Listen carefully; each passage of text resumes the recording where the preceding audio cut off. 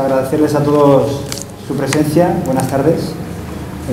Muchas gracias por venir, por asistir a esta, yo creo que muy interesante charla y más coloquio, lo que se pretende, sobre un tema tan apasionante y yo creo que tremendamente necesario, del que tenemos que hablar hoy, como es la educación. No solo apasionante, sino necesario.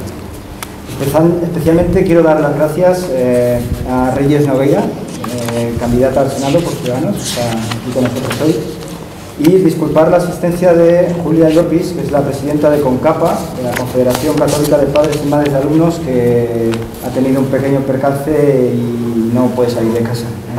Entonces, bueno, que estaba prevista su asistencia.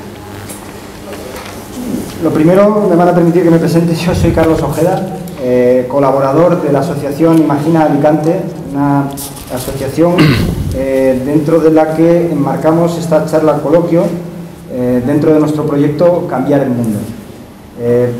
Lo que pretendemos con este proyecto desde la asociación es ofrecer charlas, coloquio, en un formato pues, cercano, donde podamos presentar a ponentes de reconocido prestigio para hablar hoy en día de temas, acercar a la sociedad y a poder hablar de temas de actualidad o temas de interés general, podemos decir, ¿vale? La asociación tiene otros proyectos en marcha, también encaminados a poner a disposición, pues, en general, de la sociedad civil, acercar el conocimiento de personas de reconocido prestigio en temas puntuales y bueno, pues ya llevamos varias acciones, esta es una de ellas dentro de nuestro proyecto Cambiar el Mundo. Yo quiero agradecer especialmente de manera muy significativa el trabajo de Pilar. Pilar es la presidenta de la asociación, ¿vale? Y no quería dejar de nombrarte. La última charla te nombré en último lugar, esta la voy a hacer en primero y no sé. ¿Vale? Entonces, bueno, gracias. Pilar es la presidenta de la asociación y sin su trabajo esto no hubiera sido posible. ¿Vale? Sin más, lo que quiero pasar es a presentar al ponente de esta charla que se ha titulado Modelos educativos en el siglo XXI. Noé de la Cruz Moreno. Maestro, licenciado en Pedagogía, licenciado en Psicología por la Universidad Complutense de Madrid, especializado en Sociología y máster en Psicología Industrial. Ha sido profesor de la Universidad Complutense de Madrid en las facultades de Psicología, Pedagogía y también en Ciencias de la Información. Inspector técnico de Educación, llegó a ocupar el cargo de inspector jefe. Ha sido jefe de Servicio de Educación Permanente de Adultos y subdirector general en funciones en el Ministerio de Educación y Ciencia. Ostentó el cargo de consejero titular en el Consejo Nacional de Educación durante 6 años. Conferenciante y escritor de diversos temas de educación en el ámbito familiar, escolar, municipal, medios de comunicación social, en colaboración con diversos ministerios e instituciones europeas. Y una cosa que a mí me llamó mucho la atención cuando empecé a preparar la presentación, y yo creo que le da un valor extraordinario a su currículum, y es que tiene esa experiencia práctica en la docencia, en el aula, en todos los niveles y modalidades educativos prácticamente, desde la educación infantil hasta la universidad. Yo creo que eso le da un carácter especial a su currículum. Quiero destacar dentro de sus publicaciones el libro que ha publicado, Otra manera de enseñar es posible, aquí lo tenemos, ¿vale? Es un libro basado precisamente en esa experiencia, en su dilatada experiencia, con un componente muy práctico, que yo creo que es algo que le da mucho valor y que aplica los principios pedagógicos de la escuela activa, la escuela nueva, y su modelo, que nos gustaría tanto escuchar hoy, que es el modelo educativo SAF, que llama Sistema Abierto y Flexible. Entonces, sin más, todo tuyo. Muchas gracias, Carlos. Bueno, pues buenas tardes, pero yo tengo por costumbre perder algunos minutos iniciales, pero en mi manera de perder esos minutos iniciales, que es haciendo un pequeño gesto de inteligencia emocional. Vamos a mover un poquito las emociones, partiendo de la base de que dentro de toda esa experiencia que dice Carlos, efectivamente para mí ha estado presente siempre la inteligencia emocional, sabiendo y habiendo llegado a la conclusión hace mucho tiempo que la inteligencia intelectual no es nuestra, nos viene dada por el ADN, y la inteligencia emocional, sin embargo, la creamos nosotros y la tenemos más o menos desarrollada en función de cómo actuemos, de cómo vivamos, ¿no? Entonces, dentro de eso vamos a hacer un pequeño lío. Vamos a hacer un pequeño lío durante un momento, no va a ser mucho, pero sí quiero, aquí probablemente os conocéis todos, fijaos que os estoy tuteando, no sé hacer otra cosa, porque estamos todos aquí con un objetivo especial que es la educación, y en la educación tiene que haber la proximidad, la cercanía, y lo que quiero ahora es que todos, así, sentaditos, pero que pongamos los pies en el suelo, nos coloquemos las manos sobre las rodillas y vamos a hacer en un minuto, medio minuto, un minuto, simplemente un acto de eliminar todas las tensiones que tenemos en este momento, la expectativa, qué va a pasar, qué se va a decir aquí, en qué nos parecemos los que estamos aquí, y yo creo que en lo que nos parecemos en este momento es en el objetivo que vamos a cumplir y que todos queremos cumplir, que es la educación. Pues aparte para eso, lo que he dicho antes, la inteligencia intelectual y la emocional, vamos a ir a la emocional y durante unos segundos vamos a cerrar los ojos y vamos a pensar todos en algo muy importante, que es en nuestros padres. Nuestros padres nos dieron la vida, nada menos que la vida. Estamos aquí precisamente porque ellos nos dieron la vida. Los padres, vivan o hayan fallecido, siempre son los gestores de nuestra actividad. Pensemos en ellos, recordémoslos, les vamos a agradecer de verdad, sinceramente, la vida que nos dieron. Y esa es la vida, el principio de la educación emocional, en función de el respeto, la aceptación que hayamos tenido de nuestros padres y que sigamos teniendo, aunque hagan muchos años que hayan fallecido.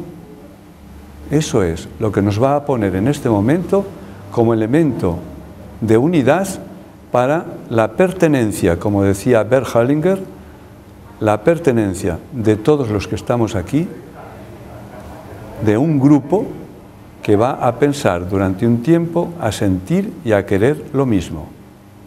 Muchas gracias. Nos podemos abrir los ojos y estar ya en otra situación distinta. Esa situación distinta no nos ha producido absolutamente ninguna angustia, ninguna cosa rara, pero sí nos pone en situación de pensar que todos los que estamos aquí pertenecemos a este grupo. Y pertenecemos aquí por una cosa, porque hemos querido. Nadie de los que estamos aquí estamos obligados. Y todos estamos con este... Pues vamos a ello. A partir de ahora, todo lo que hablemos, tanto lo que voy a hablar yo, que no va a ser mucho, lo voy a dejar aquí para que luego me podáis preguntar y podamos realmente profundizar algo más en algunas cosas. Por mi parte, la situación esta que hay, que es la tradicional y la que reproduce, la situación que tenemos aquí es la que reproduce esa escuela tradicional que yo tanto critico. En este libro la pongo, pero vamos, no sabemos dónde. Pero es esta. Aquí está el maestro, que todo lo sabe, Y ahí están los alumnos, pobrecitos, no saben nada. Y yo, maestro, soltándoles el rollo, los voy a poner en situación de quererme escuchar, eso es difícil, para cambiar sus vidas. Porque claro, ellos no saben nada, los alumnos no saben nada. Exagerando un poco, esa es la situación que la escuela tradicional ha tenido casi siempre, el verbalismo. Cuando realmente el planteamiento para mí no es ese, nunca ha sido ese. Ha sido otro, ha sido el de yo no vengo aquí a enseñar nada. Yo lo que vengo aquí es a comentar aspectos, cosas, pero a comentar con todos vosotros de lo que yo pienso sobre determinadas cosas en educación. Y al mismo tiempo, no solo no vengo a enseñar, sino que vengo a aprender. La mayor parte de lo que yo he aprendido en mi vida, lo he aprendido del alumnado. Desde los pequeñitos hasta los mayores. Porque he sido Perdón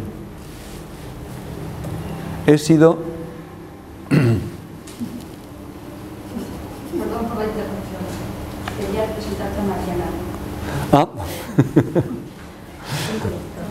Venga, pues ya te unimos, hemos hecho un espacio muy cortito pero muy especial y quiero que tú también pienses en ello. Piensa en tus padres que te dieron la vida. Si viven, porque viven, y si han fallecido, porque han fallecido. Y desde ese punto de vista, la inteligencia emocional se desborda precisamente en el amor a los padres. El inciso lo teníamos que hacer precisamente. ¿Por qué? Pues porque a ella ahora, todos los que estamos aquí, que ya pertenecíamos a este grupo, ¿os parece bien que ahora la integramos como perteneciente a este grupo? Quedas integrada. Esto que parece que estoy haciendo teatro, pues no, es la actuación que se debe hacer con los alumnos permanentemente en la clase, tengan una edad o tengan otra. El alumno que llega a un sitio determinado, normalmente, si se hace esto que estoy diciendo, automáticamente es integrado y no va a ser nunca ni el garbanzo negro, ni ese bicho que ha llegado, ni fíjate qué tal, no, porque desde el primer momento, desde el punto de vista de la inteligencia emocional, lo integramos. Aprovecho esta situación que me ha dado la oportunidad precisamente de volver a hacer y de destacar todo eso.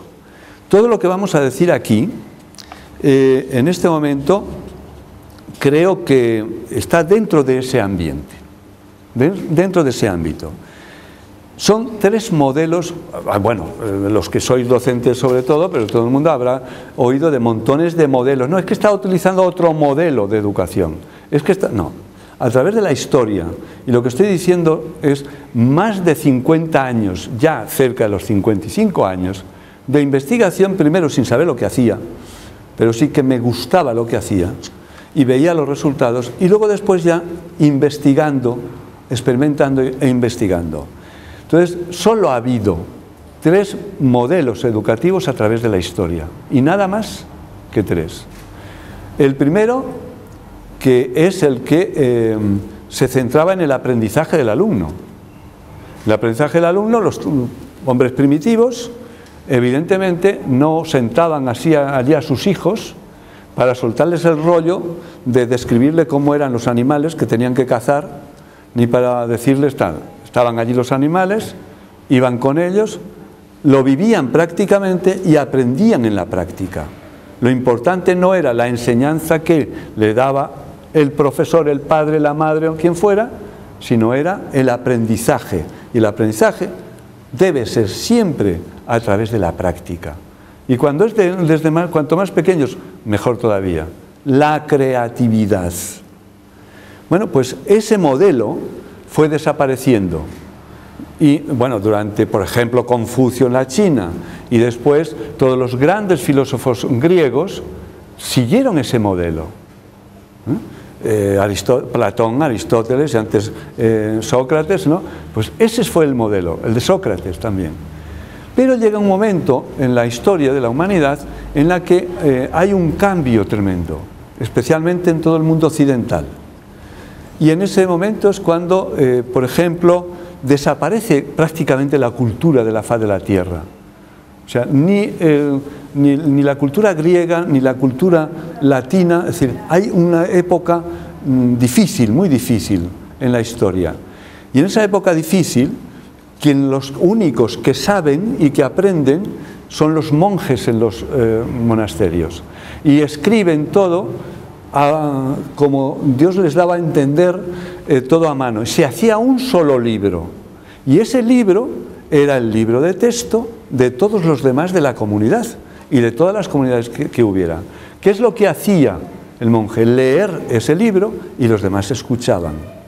A partir de ahí empieza, esas son las raíces reales de toda la escuela sistemática centrada en el verbalismo, en la palabra transmitida a los demás para lo que yo digo es la verdad.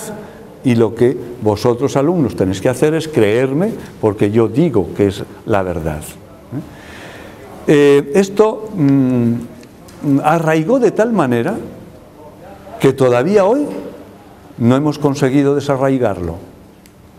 Sigue estando en la mayor parte del mundo este modelo funcionando a unos niveles increíbles. Y en la España nuestra sigue siendo en un porcentaje no inferior, qué barbaridad voy a decir, del 90% de la actividad educativa que se está haciendo.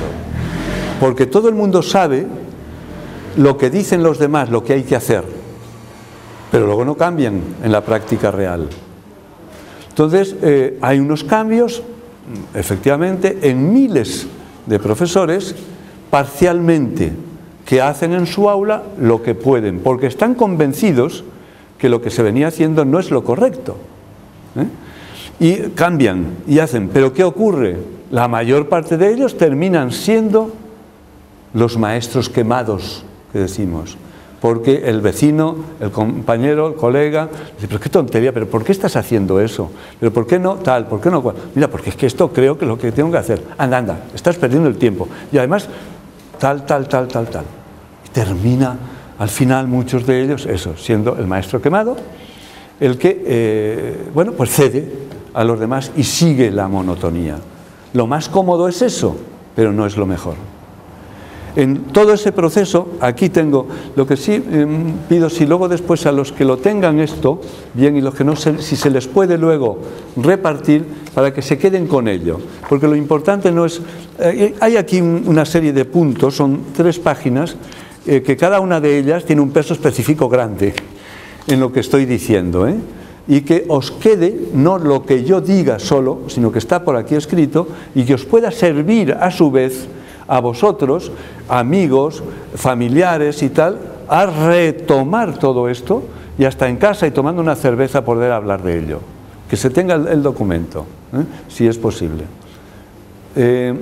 Bien, en el modelo educativo tradicional que llamo centrado en la enseñanza, las características son muy simples que todos conocéis. La relación educativa se desarrolla en una sola dirección, del maestro, yo lo digo en términos genéricos, está metido aquí el supercatedrático de la universidad, que tiene muchos doctorados, pero que enseña muy mal. O sea que no tiene nada que ver una cosa con la otra. Vale. El maestro, sujeto activo, el alumno, sujeto pasivo. La metodología y estrategias pedagógicas es la comunicación verbal, el verbalismo. Los contenidos, los libros de texto. La enseñanza se dirige al nivel medio del grupo clase. El que lo pilla y el que no, allá él. ¿Y quiénes los que no lo pillan? Lo que ha explicado. Pues primero, los que menos lo pillan son los más inteligentes, los superdotados. Porque en ese momento que lo estaba hablando, se han hartado ya de maestros, de colegio, de todo, y siendo un superdotado, un genio, está en el momento crítico de abandonar. y no se entera de nada. Por un oído le entra y por otro le sale. Pero por lo menos a uno le entra y le sale. Pero hay otros pobrecitos que es que no llegan tampoco a entenderlo. Y tampoco. Bueno, pues eso es lo que ocurre en una clase de estas. No atiende a la diversidad. El alumnado con capacidad superior con frecuencia se aburre, abandona y fracasa. El alumnado con capacidad inferior no entiende, no comprende, no aprende, se siente encima culpable, se aísla y fracasa. Y todo ese porcentaje de fracasados, dicen el 20, 25, ahora ha bajado, ¿qué va a bajar? ¿Qué va a bajar?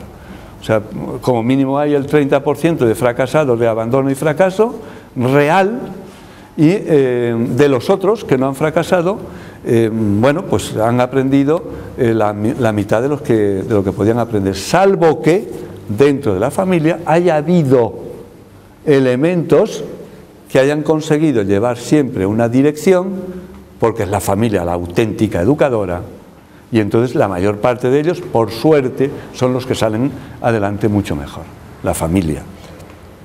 No hay trabajo en equipo del profesorado. Cada profesor dueño, señor de su grupo, clase. Esta es mi clase, tú no tienes que andar aquí, bueno, etcétera, etcétera. Todas esas cosas que no tenemos que explicar aquí mucho porque las conocéis perfectamente. La evaluación, la promoción o repetición absurdas. Vamos a ver. ¿Cómo no se puede esperar que fracasen un montón de alumnos a los cuales se les aprueba con un 5 sobre 10 y llevan todos 5 sobre 10 y en otros casos, si el maestro es bueno, buenísimo, pues hasta con un 4,5. Está asumiendo el sistema educativo que un alumno con el 50% de los contenidos va que chuta, adelante, el otro 50% lo ha perdido, pero pasa, como dicen, promociona también con un 5. ¿Cuánto va acumulando ahí de pérdida? ¿Cuánto va acumulando de no conocimientos? Un montón. Por lo tanto, no es esa la evaluación.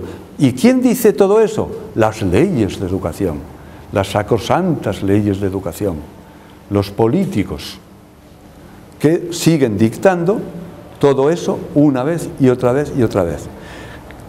¿Cómo se pueden atrever a decir que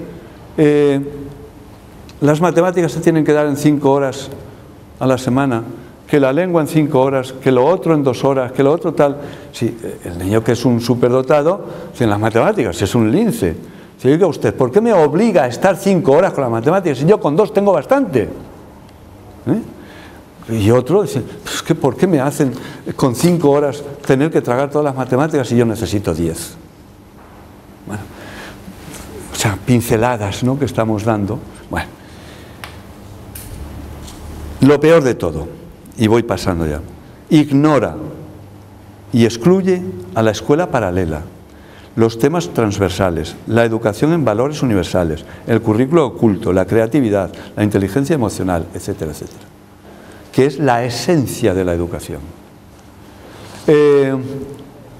Lo que es toda la formación académica, cualquier persona con una inteligencia normal, y más si es con buena dotación, con tal de que le demos los elementos necesarios, lo aprende por sí mismo.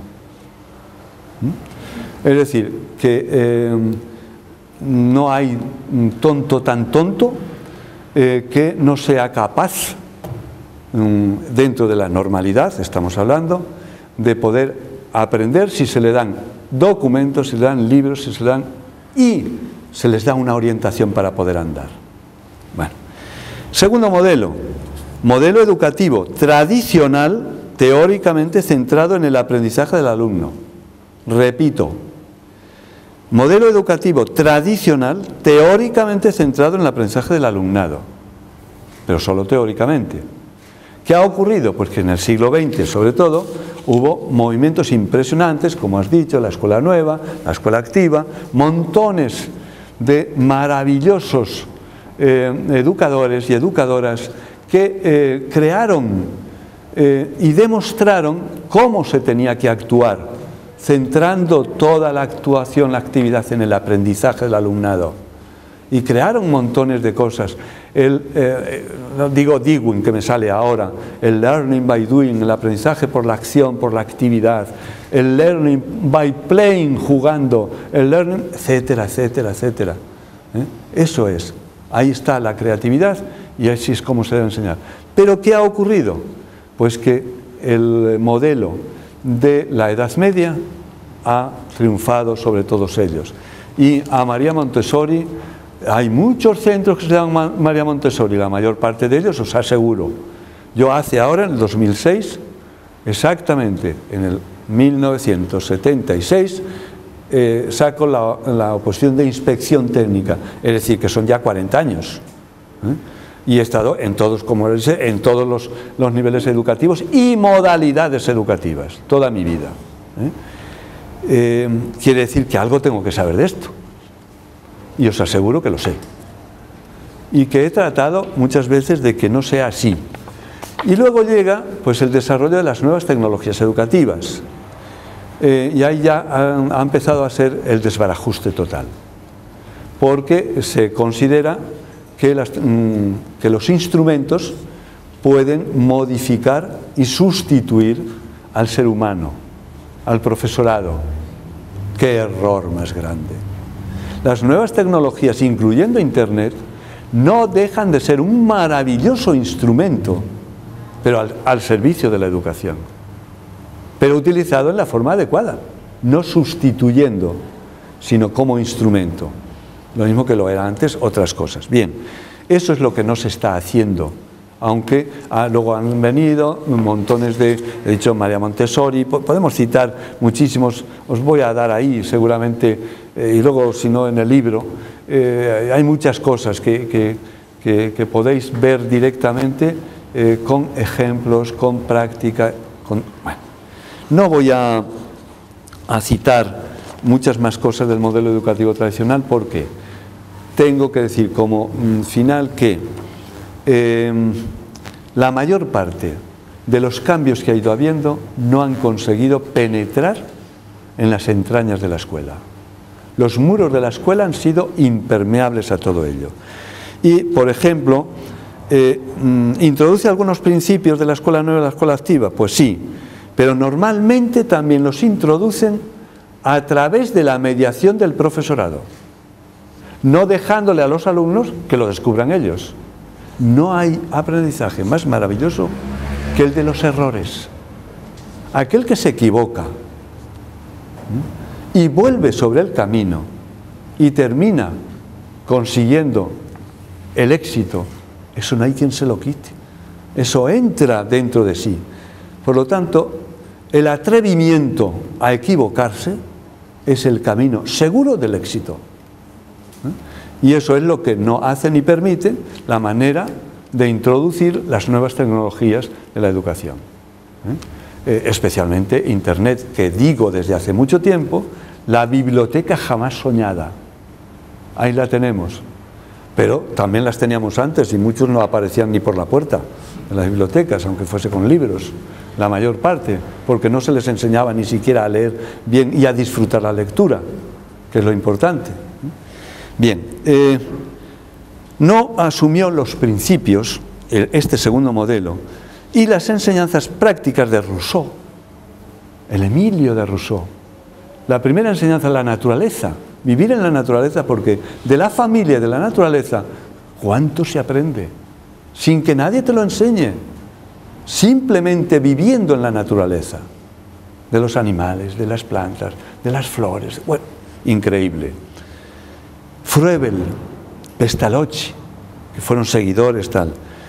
Y de aquellos más significativos, algunos de la escuela nueva, tales como Vygotsky. Vygotsky, increíble, murió muy pronto, además, ruso, y os voy a dar en estos tiempos últimos, en estas últimas semanas y meses, me ha hecho recordar mucho a Vygotsky. Porque Vygotsky era uno de los grandes pedagogos de la escuela nueva, la escuela activa, además pedagogos sociales en Rusia, y le tocó, cuando estaba en la cresta, le tocó un tal, no sé si os suena, ¿Un tal Lenin? ¿Os suena un tal Lenin? Pues aparece el tal Lenin.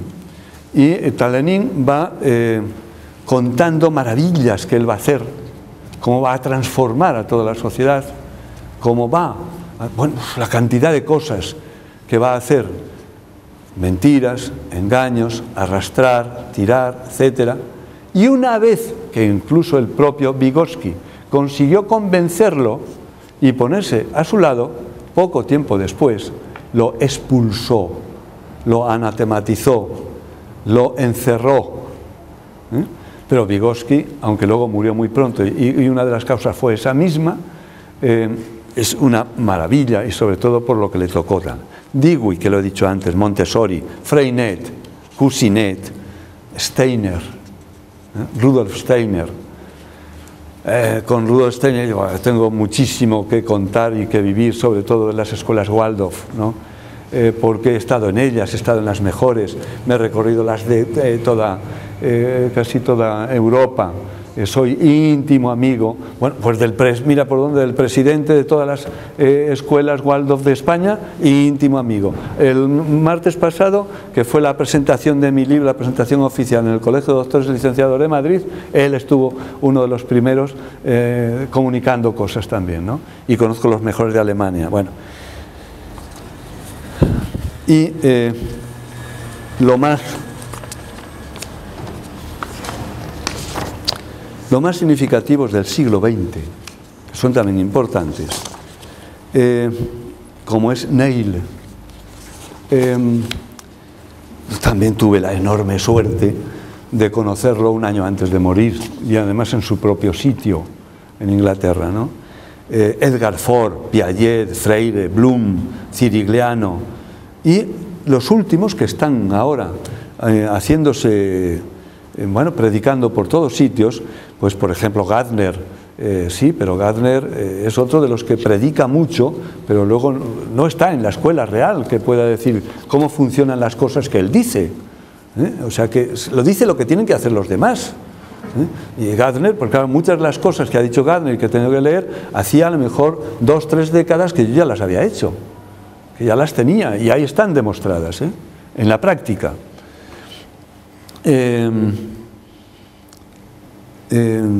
Bueno, Goleman, pues sí, le podemos dar porque es el de la inteligencia emocional, la trabajó a unos niveles y dio un salto cualitativo impresionante, y ahí está. Ken Robinson, que es muy joven todavía y va predicando por todos sitios. Además ponéis Ken Robinson y podréis ver enseguida lo que hay en YouTube y tal, y aprender mucho de él. Sobre todo va diciendo lo que no hay que hacer, pero también dice lo que hay que hacer, y entre otros casos critica toda la escuela tradicional tal, que es la que mata la creatividad del alumnado. Pues ese es Ken Robinson. Salman Khan, ese todavía es mucho más joven, con lo que fijaos lo que supone que ahora Salman Khan, que podemos luego, si no sabéis mucho de él, en el coloquio podemos decir alguna cosa significativa. Y finalmente está el modelo educativo sistémico SAF, sistema abierto y flexible. Como tal modelo, creo que sí que me voy a arrogar la paternidad de haberlo estructurado en 53 años. Es decir, lo que yo he recogido no es mío, he ido recogiendo lo de los demás. Y lo que sí he estructurado con la investigación, la experimentación, es el modelo. Y ese modelo es el modelo de la educación abierta. Precisamente pasado mañana, aquí en la universidad, ese va a ser mi comunicación y la mesa redonda en la que voy a participar, que es la presentación de la educación abierta en el siglo XXI y sucesivos. Ya la educación abierta no hay quien la pare, y es lo que he trabajado desde hace 53 años y la he ido constituyendo, creando. ¿Y ahí qué es lo que hay? Bueno, pues no vamos a decir mucho, pero la organización general de los centros educativos cambia totalmente. La información básica del profesorado es impresionante, la necesidad que hay, la selección del profesorado, seleccionar a los mejores maestros. Si hay buenos maestros, habrá buenos y felices médicos, ingenieros, barrenderos, oficinistas, albañiles, policías, abogados y jueces. Habrá muchos mejores políticos y especialmente muchos mejores ciudadanos. El establecimiento de unas prácticas reales para el profesorado antes de empezar, no de 4 días, de 1 semana, de 2 semanas, que eso es hacer el paripé. Un año de prácticas cobrado, trabajándolo como es debido. Os diré luego en el coloquio algún aspecto concreto que he tenido la experiencia en los últimos días a nivel personal, de otras personas. La elaboración de la programación evaluación longitudinal, lógica, pedagógica, continua, progresiva, acumulativa, como partes de un solo proceso, como trabajo en equipo cooperativo, no del alumnado solo, sino del profesorado, el trabajo cooperativo, como es lógico. Y luego partir siempre de algo importantísimo, que es la familia. La familia desde el principio es la que educa. Y cuando el alumno va al centro y, como se decía, va a tabula rasa, no sabe nada de nada, al contrario, lleva ya una cantidad de conocimientos, de experiencias y tan impresionante, que a partir de ahí es cuando podemos empezar a enseñarle algo más, no mucho más. La familia socializa y educa, es una de las frases que vengo repitiendo mucho. La escuela apoya y completa, pero no es la que educa. Apoya eso que hace la familia, la socialización y la educación, la formación, pero no la hace. No es la que educa, que es la familia. La eliminación de los exámenes tradicionales y de los consecuentes aprobados, los suspensos, en el sistema abierto y flexible no hay suspensos, ni uno solo. Pero tampoco se aprueba con un 5, sino que es el 70% mínimo, lo que se exige. Y cuando cada uno sabe que ya tiene el 70% o más, pide el examen. Desaparecen las tensiones, tal. Para eso hay que hacer una programación en equipo, el profesorado, de otra manera, por unidades. Que luego, si queréis, si os choca todo esto, luego lo ampliamos, porque voy a terminar ya. El establecimiento de control de exámenes por unidades de trabajo y evaluación, etcétera, etcétera. Sí, como vamos a ir viendo todo, y ahí, al verlo todo eso, me iré refiriendo a estos puntos, incluso que tengo aquí. Si los tenéis luego, pues os recordará todo lo que estamos diciendo, e incluso podréis vosotros mismos profundizar mucho más en cada uno de estos puntos. Y desde luego, si luego, posteriormente, hay que reforzar, yo a partir de ahora, que el libro ha tomado vida propia y me está haciendo la vida difícil, porque es que cada día se me está llamando a nuevos sitios y claro, y yo, menos mal que soy muy joven, como soy tan joven no hay quien pueda conmigo, pero en fin, ahí estamos. Termino con esto, por favor. Eliminación radical del libro de texto como tal. El mejor libro de texto es una frase que tengo de hace 40 años, escrita. El mejor libro de texto es malo por el solo hecho de ser libro de texto. El peor libro de texto es un maravilloso libro de consulta. Yo tenía 23 años cuando se me ocurrió esa barbaridad y me lo permitieron, eliminar el libro de texto, y me dicen, ay no, si es que ya lo han comprado. Bueno, no importa. Y en los primeros minutos que tuve con mi grupo de alumnos, que eran como los actuales de la educación, la obligatoria, la secundaria obligatoria, que era algunos de los que están aquí lo vivieron y lo hicieron, también lo desarrollaron, era el bachillerato elemental. Cuando estaba... ¿Hay alguien que estudió el bachillerato elemental aquí? No hay muchos más, porque solo lo hicimos los jóvenes. O sea que, bueno, Pues todo eso decimos el bachillerato. Esos, levántate. Muy bien. Bueno, pues en ese bachillerato elemental, nada más tomar contacto con mi grupo de alumnos por primera vez, y como digo, fue en el 1963, tenía 23 años, le dije a la directora pedagógica, no importa, yo ya lo resolveré.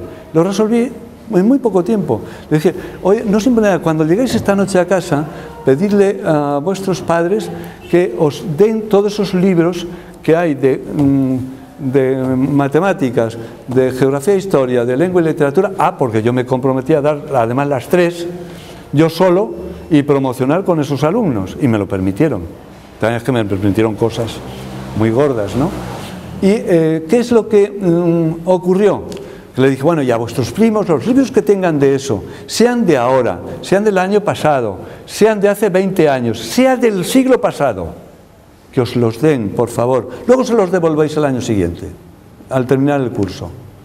Al día siguiente tenía yo una biblioteca de aula que jamás se hubiera podido soñar. La cantidad de libros que tenía allí como biblioteca de aula, que tuvimos que distribuirlos, en vez de dar clases de matemáticas, pues yo me dediqué a perder el tiempo, que era ponerlos a los alumnos a clasificar en los rincones, como daba 3 materias, cada rincón de la clase, porque el otro rincón me lo anulaban con la puerta de entrada, y en esos 3 rincones, pues se creé ya los rincones, hace 53 años, los que luego fueron rincones de infantil, que si ha lugar pues también lo hablaríamos, o los rincones que allí llamé de materia, de matemáticas o de otros, los 3 rincones. Pusieron allí todos los libros, bueno, la mesa del profesor, que yo nunca la he utilizado, la hemos utilizado todos, pues esa estaba llena de libros. No voy a decir nada más, porque luego puede salir. A partir de ahora soy todo oídos, y en lo que pueda profundizaremos al máximo, y yo por mi parte no tengo prisa ninguna, y en eso soy peligroso, porque sigo contestando a todo lo que se me pregunta. Y en eso podrá salir probablemente, si saliera algo de lo que a mí entonces me preguntaban algunos alumnos, y yo lo contestaba todo. Y tengo que decir, con final, ¿por qué? Pues porque cuando todas las mañanas entrábamos a clase, yo además de esas 3 materias, era también el tutor, cuando entrábamos en clase, la primera actividad, el primer tiempo que perdíamos, era decir, a ver, ¿qué tal desde ayer? ¿Alguien ha tenido algún problema? ¿Qué ha pasado en casa? ¿Qué tal? Y entonces siempre salía alguno que no hablaba, no decía nada. Fulanito, anda, cuéntanos, ¿qué ha pasado? Y claro, ¿cómo iba a haber suspensos? Imposible. ¿Por qué? Pues porque todo lo que llevaban dentro, que habían tenido de problema anteriormente, quedaba resuelto allí con el apoyo y el respaldo de todos sus compañeros.